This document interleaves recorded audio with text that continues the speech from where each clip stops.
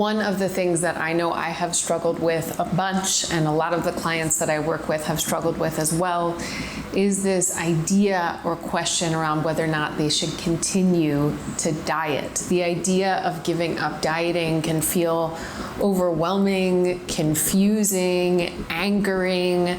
And so then it begs another question, which is, why would I stop doing something that I'm very familiar doing and then everyone around me in this culture is also doing, in exchange for, usually the idea is suffering. So in this video, I'm going to be talking to you about why giving up dieting or restricting your food intake can often feel so difficult, and some ways that you can really assess whether or not giving up dieting and restricting your food intake is worth it. But before we dive into that, if you're new here, my name is Catherine Metzelar. I'm a registered dietitian who specializes in disordered eating and helps people to create peace with food and their body so that all of it takes up less headspace and you can live your life with more abundance, freedom, and peace.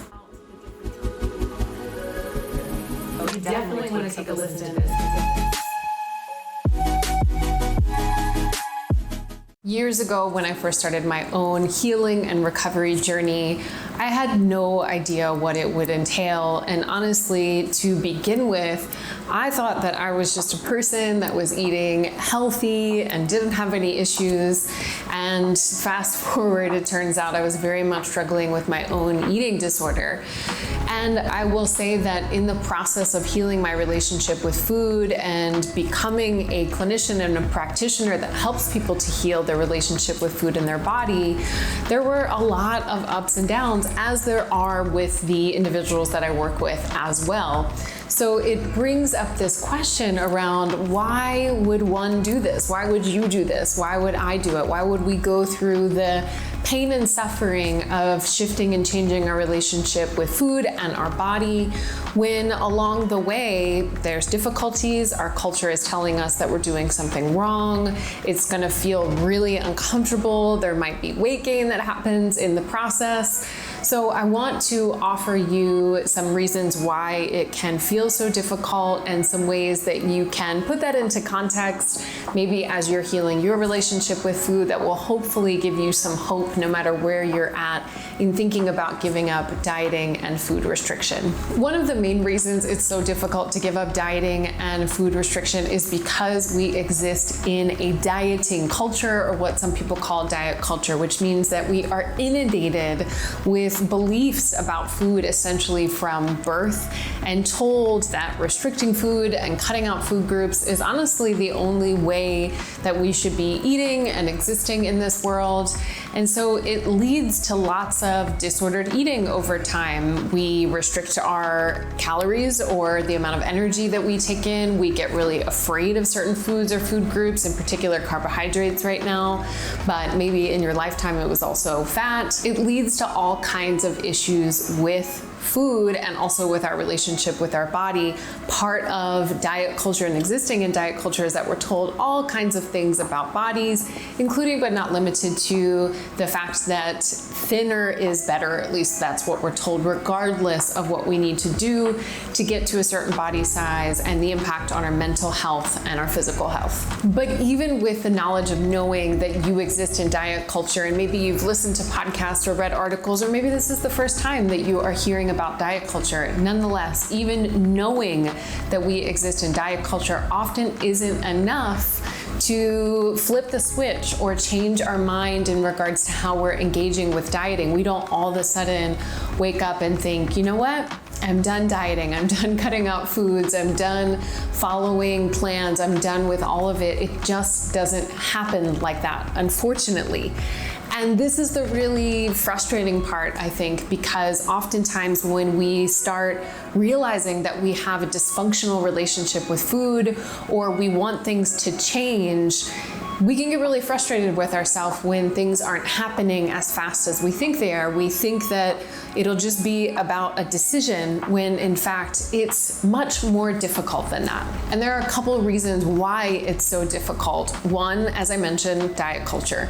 Two, because the brain doesn't like it when we introduce doing things differently. Our brain actually resists new and different things, new skills that we're learning. So if you have been dieting for a lifetime or restricting your food intake in some way, shape, or form, and you all of a sudden decide to start doing things differently, you will feel very uncomfortable and feel a lot of resistance from your brain, because our brains don't like us to do new things. Now, this doesn't mean that we can't change the way our pathways fire and connect over time. It just means that when you're doing something new, your brain is definitely not going to like it.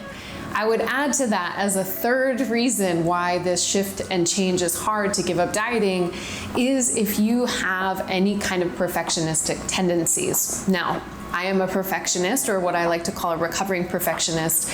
And I share that because for years I thought that I wasn't, because I didn't do things perfectly.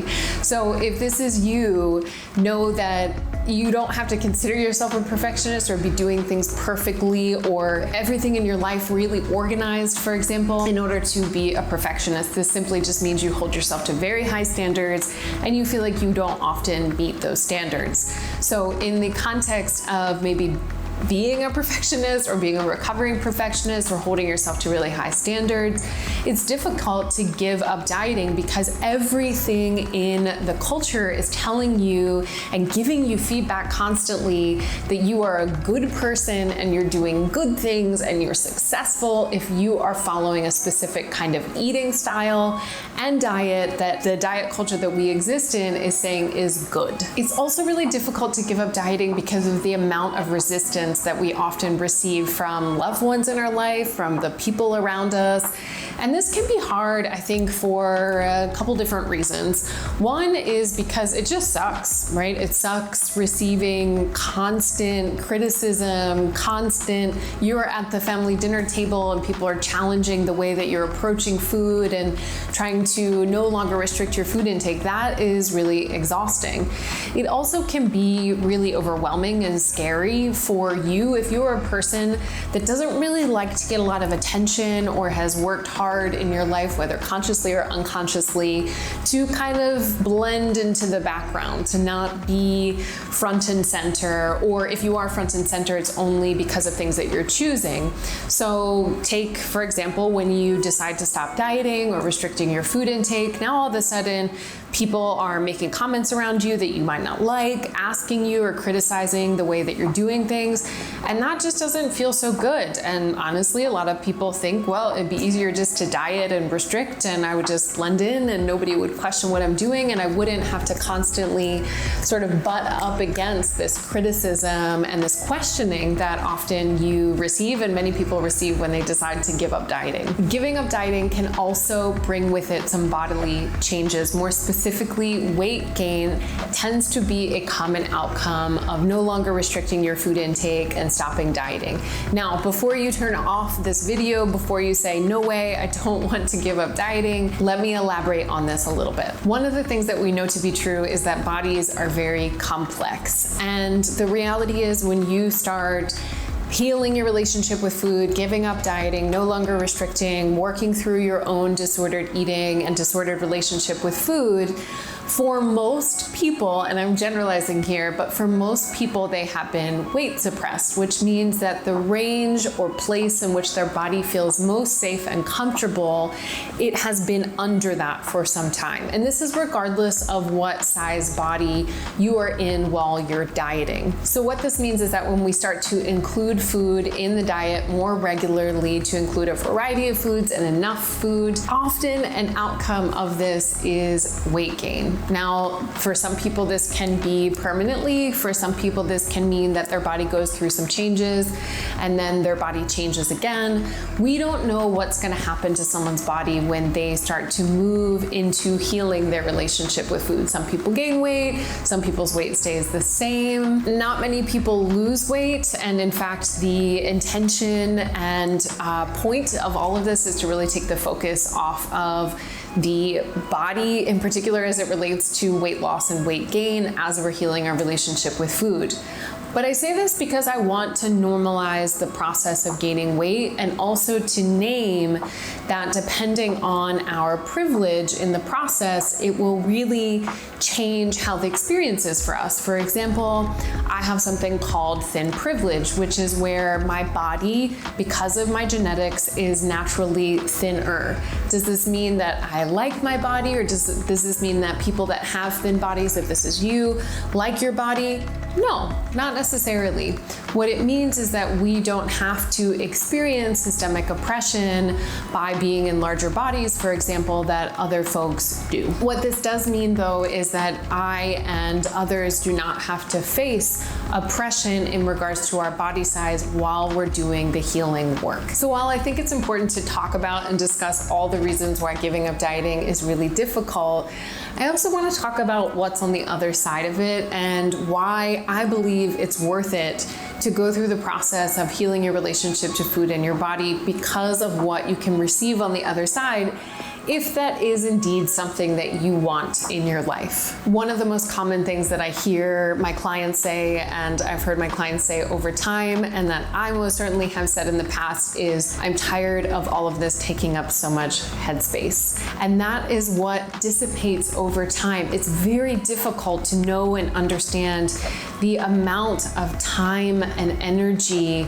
that dieting and restricting your food intake and trying to control your body shape and size takes from you and steals from you. It's hard to even know what you would do with that space. In fact, I have had many people reach out to me on Instagram or in one-on-one client work and say, I don't even know what to fill that time with, or now that I'm healed and recovered, I don't have anything that I'm interested in because food and exercise took up so much headspace. So this is an example of something that is on the other side of it. I believe a more present life with more meaning, and you get to use that extra space as you desire. The other thing that's on the other side of this is less fear. Depending on what foods you have been restricting or what diets you've been on, likely you are carrying with you a lot of fear. And this is really taxing on the body. I think that this is a whole nother video that I could do, but when we think about what it means to be well,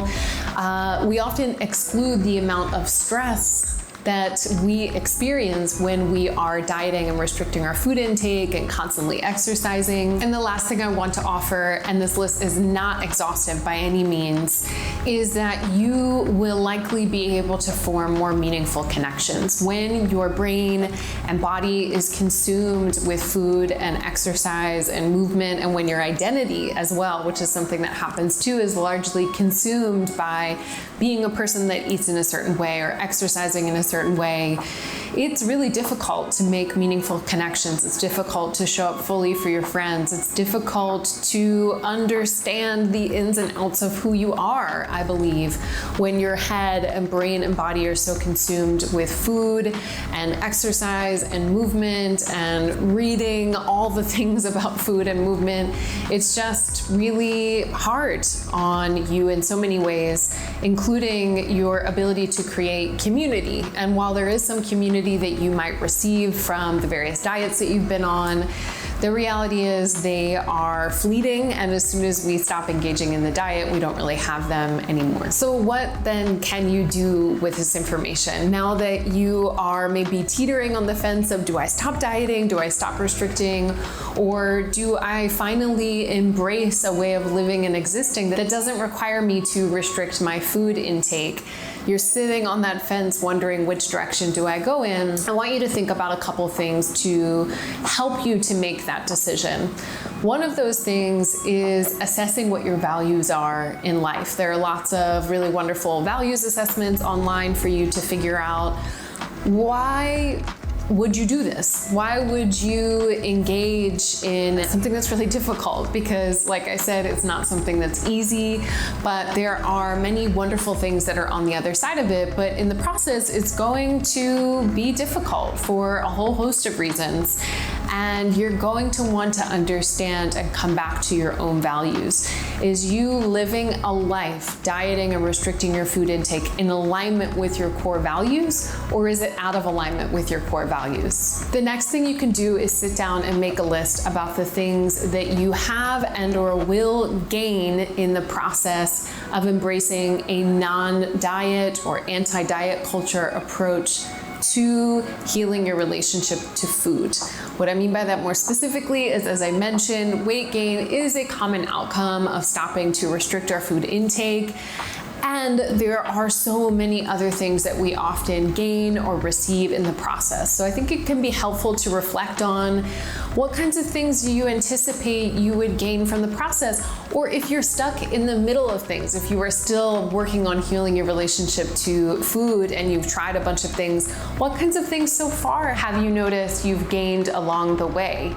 Likely there will be a list of many things that you will be able to reflect on. But if you're in the beginning of your journey, maybe not so much, and this might be a little bit more difficult. The last thing is, don't expect one resource or one person to be the only thing that's going to help you along your journey. What I mean by that is that I am a dietitian and nutrition therapist, and I work with groups and one-on-one.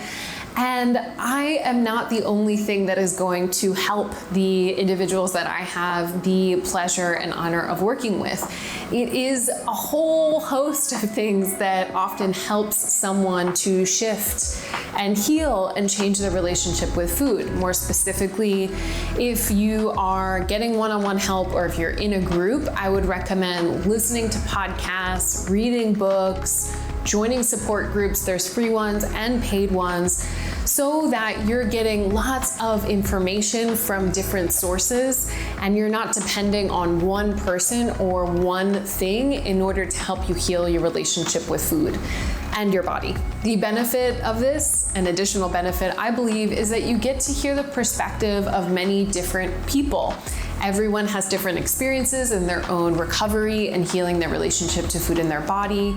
And so it's important that you get those different perspectives, especially if their ethnicity or race or identity really matches up with yours and your lived experience. More than anything, I want this to be a reminder that stopping dieting is not an easy task, especially because you exist in diet culture.